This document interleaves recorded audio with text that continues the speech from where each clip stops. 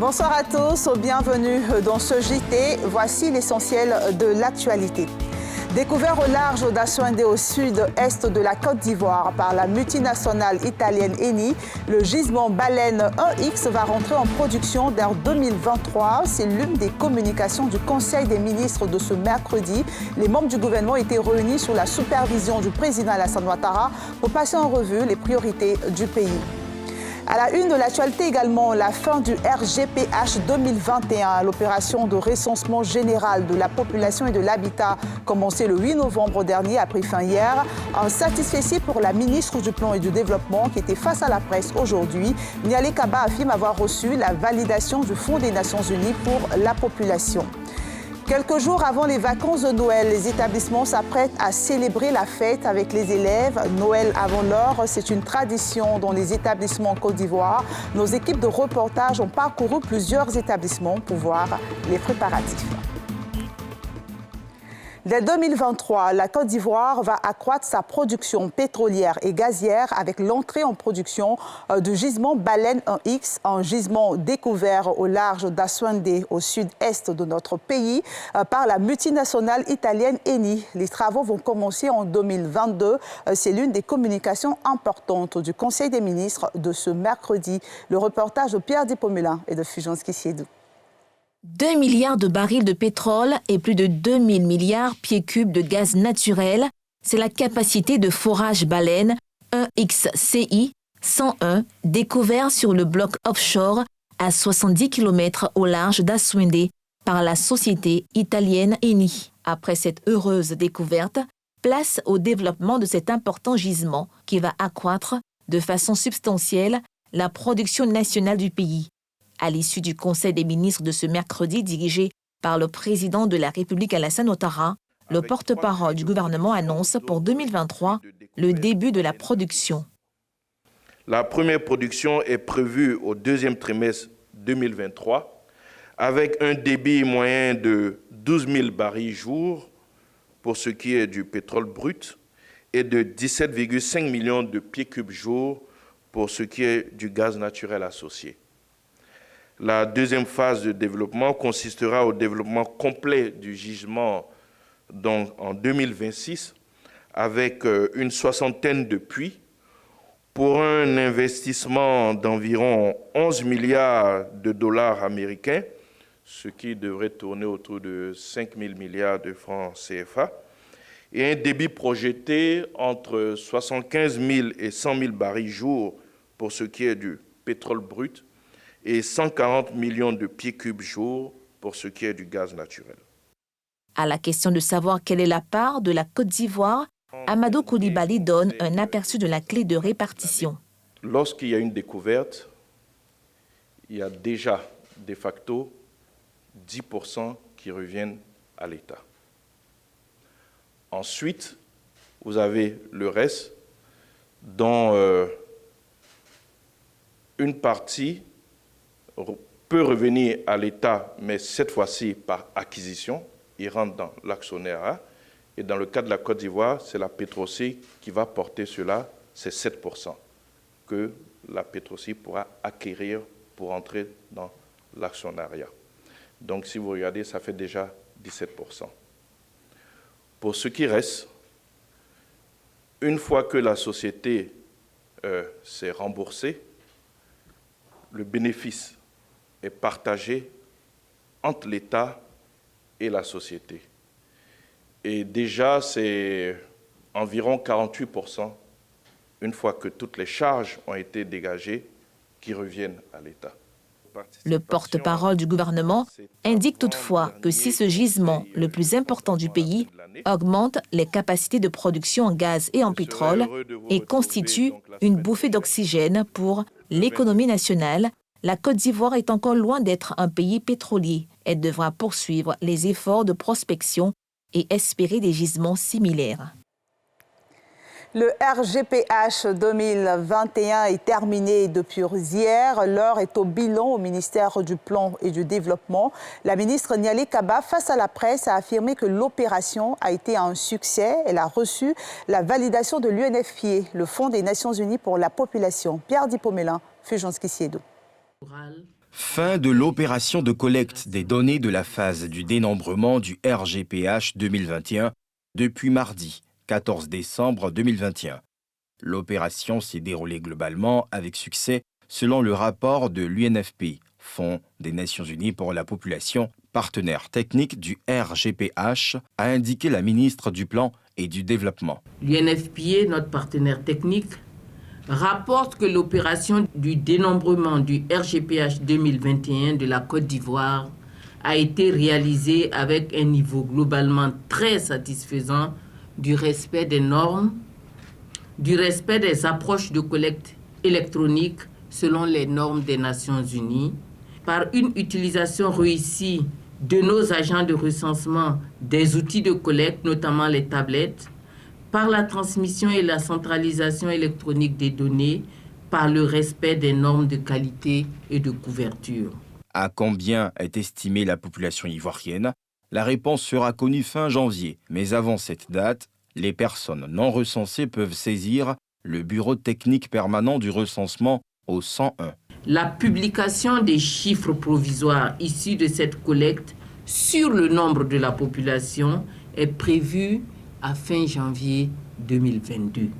Sur la période allant du 14 décembre à minuit, date de fin officielle de l'opération de dénombrement, au 31 décembre 2021, avant la réalisation de l'enquête post-censitaire, nous laissons l'opportunité à toute personne non recensée qui le souhaite de contacter le BTPR au numéro vert suivant, le 101, pour être prise en compte. Le dénombrement a connu 2 périodes, prolongation, pour faire droit aux besoins de rattrapage exprimés par les populations du 28 novembre au 7 décembre 2021 et du 8 au 14 décembre 2021 sur toute l'étendue du territoire national. Au total, c'est 38 000 personnes qui ont été mobilisées, dont 28 000 agents recenseurs qui ont parcouru villes, villages et hameaux. Noël avant l'heure, c'est une tradition pour plusieurs écoles en Côte d'Ivoire. À quelques jours du départ en congé des élèves, les établissements s'apprêtent à célébrer la fête. Nadia Edja et Mathieu Rimbadé ont parcouru plusieurs établissements pour vous. Groupe scolaire, la pépinière à Komassi-Sikoji, la joie qui accompagne la fête de Noël est manifeste. À 2 jours du départ pour les vacances, on s'active afin de se séparer en beauté.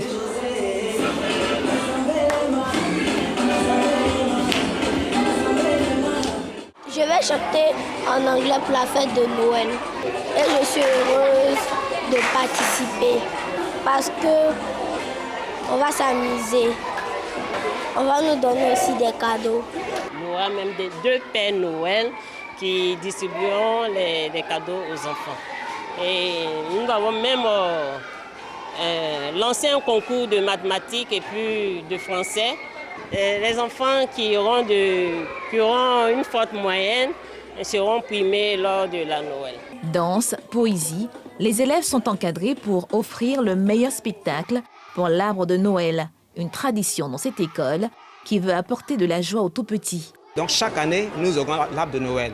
Ces moments leur permettent vraiment de comprendre que les enseignants représentent leurs parents. Donc ces moments-là, ils sont contents, ils sont dans la joie, ils sautent de part et d'autre. Avec les enseignants, c'est extraordinaire. Pour réussir la fête, les parents sont également mis à contribution avec une participation de 7 000 francs par enfant. Cette année, nous avons mis le prix à 7 000 parce qu'il y aura des artistes. En mettant un t-shirt, en prenant les photos, il faut forcément payer. Dans ce centre de protection de la petite enfance à Trècheville, le dernier jour à passer ensemble avant la Noël est tout aussi chaleureux. Dans les classes, chaque classe a confectionné des gadgets pour les enfants. Donc chaque enfant a reçu un gadget avant de partir. Des moments de bonheur que ne partageront pas les quelques 1500 enfants de ce groupe scolaire public à Cocody.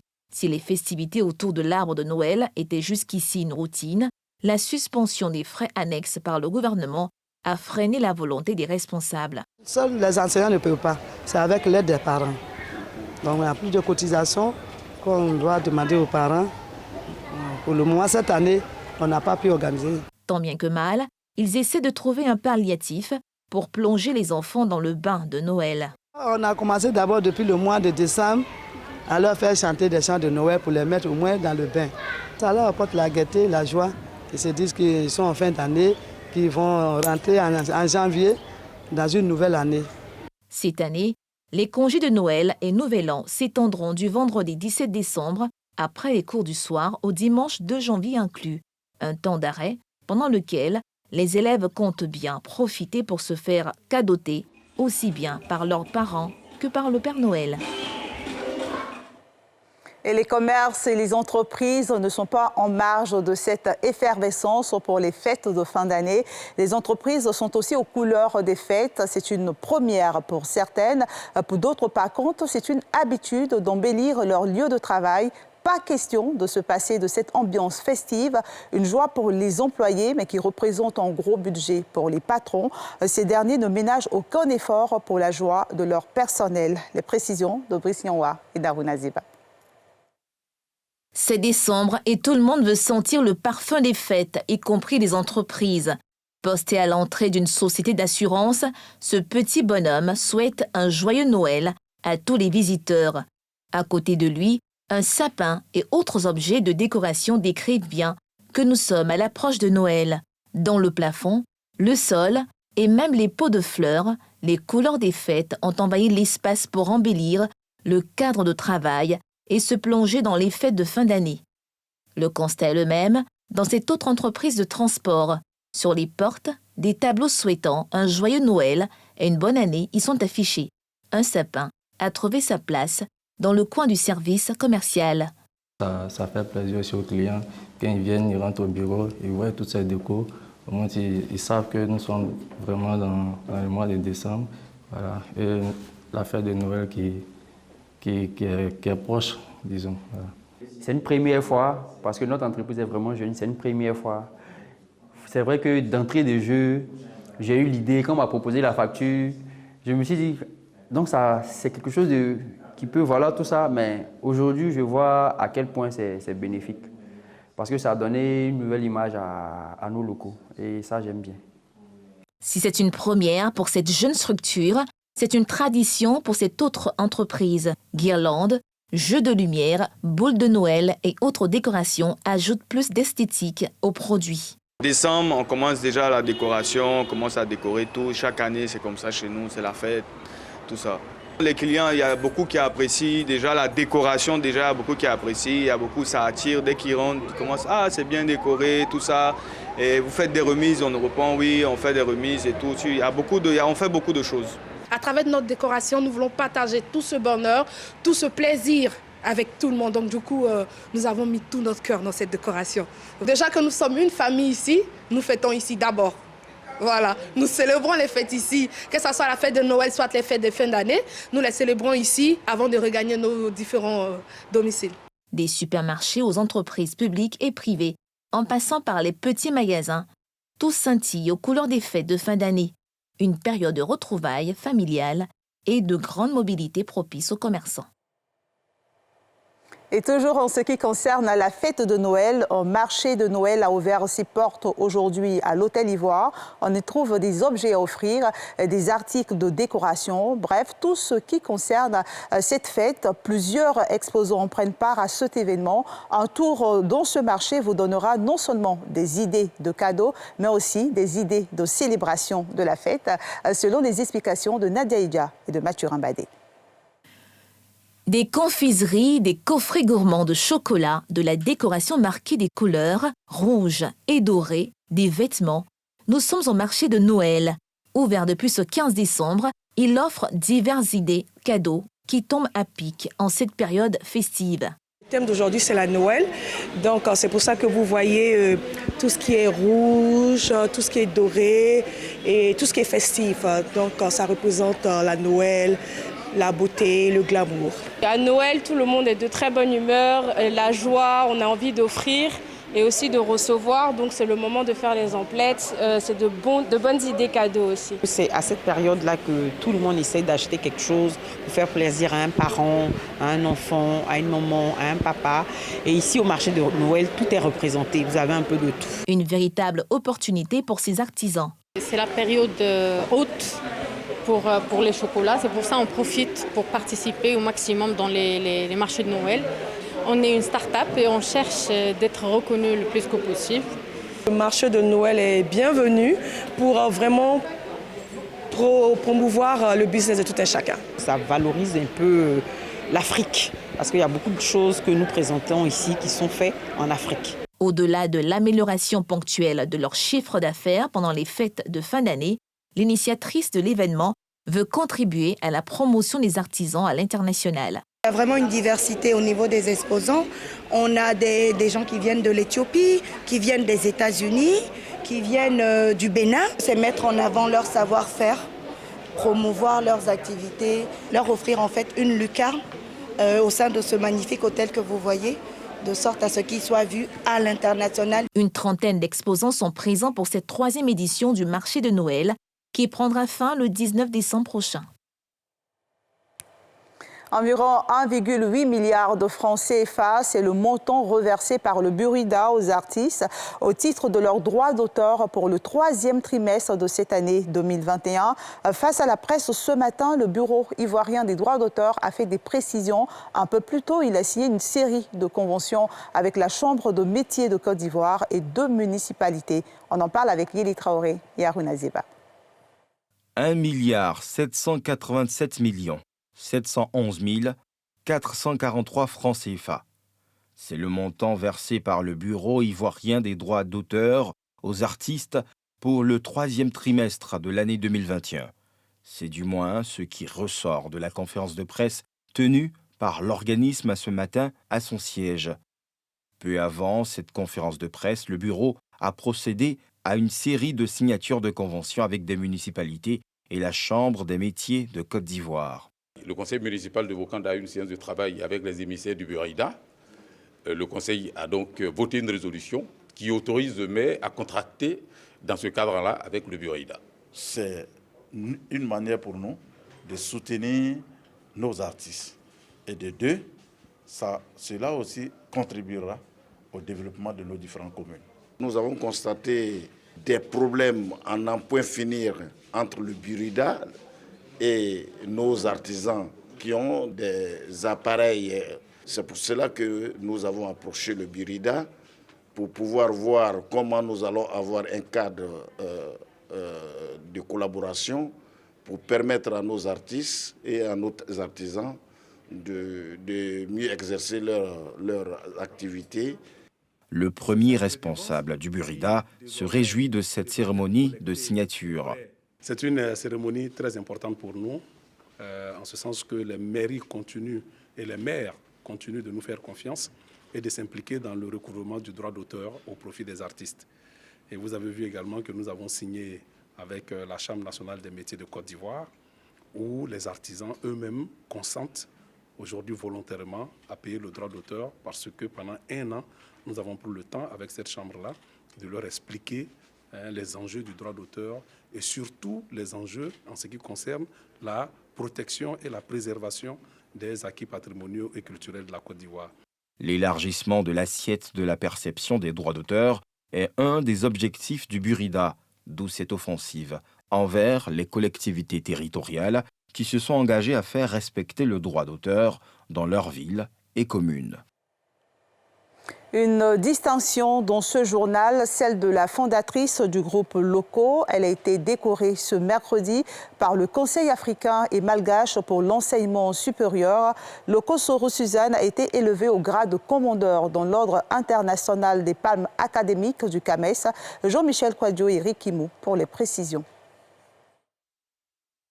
Marcori, groupe Loco, ce sont un peu plus de 100 personnes qui ont pris part à la cérémonie de décoration de la fondatrice de l'Université tertiaire technologique à l'initiative du CAMES, Conseil africain et malgache pour l'enseignement supérieur. Objectif, magnifier les réalisations et saluer l'engagement de Loco Soro Suzanne, élevée au grade de commandeur dans l'ordre international des palmes académiques du CAMES. En ce moment, les 2 mots qui me viennent du fond du cœur sont reconnaissance et remerciement. Je dis à chacune et à chacun que c'est ensemble que nous méritons ce laurier. Félicitations à nous tous. Le ministre de l'Enseignement supérieur, par ailleurs président du Conseil des ministres du CAMES, s'est réjoui des prouesses de la récipiendaire. Il faut savoir qu'aujourd'hui, l'enseignement supérieur privé représente 45% des effectifs étudiants. Et du coup, vous comprenez bien l'importance de l'enseignement supérieur privé dans notre dispositif d'enseignement supérieur. C'est un juste retour des choses que l'OIPA CAMES célèbre, décore donc Madame Loko à la suite de la décoration reçue d'ailleurs par son défunt mari à titre posthume. Le groupe Loko compte aujourd'hui 18 établissements, dont 4 pour le secondaire technique et professionnel, 4 pour le secondaire général et 10 pour le supérieur, dont 9 grandes écoles et une université tertiaire et technologique. L'Académie des sciences, des arts, des cultures d'Afrique et des diasporas africaines a fait sa rentrée solennelle 2021-2022 hier. La SCAD fait de la promotion du Goli une priorité. La SCAD milite en faveur de l'inscription de cette danse du centre ivoirien au patrimoine immatériel de la Côte d'Ivoire et de l'humanité. Salif Yalekwe, Eric Kimou. Le Goli, danse tutélaire baoulé, peuple du centre ivoirien, d'origine ouan, est l'emblème des Codais qui en détiennent la quintessence. Il constitue un élément culturel et social en voie de disparition selon l'Académie des sciences, des arts, des cultures d'Abidjan et des diasporas africaines, ASCAD. Pour en assurer la promotion, l'Institut l'a retenu pour sa rentrée solennelle 2021-2022 à Cocody. Communication sur les origines de cette danse, démonstration des diverses formes du Goli au menu de cette rentrée. Le Goli est représentatif de ce que nos cultures font pour la société. Vous voyez, les 7 masques, chaque masque a un rôle. Et après, vous avez un rôle d'ensemble. Donc c'est comme une sorte d'émanation de la société. Finalement, le Goli, c'est la société en miniature qui est représentée.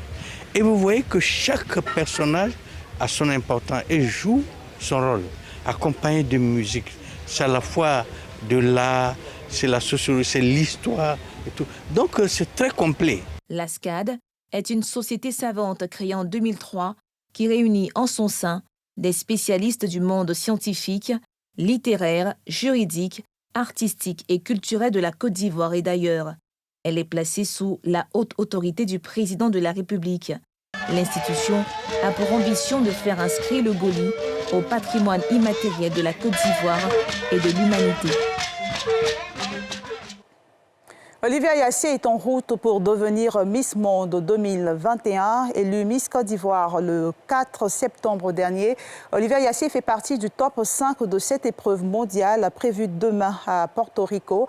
C'est une première dans l'histoire de notre pays qui n'a jamais atteint ce niveau de la compétition.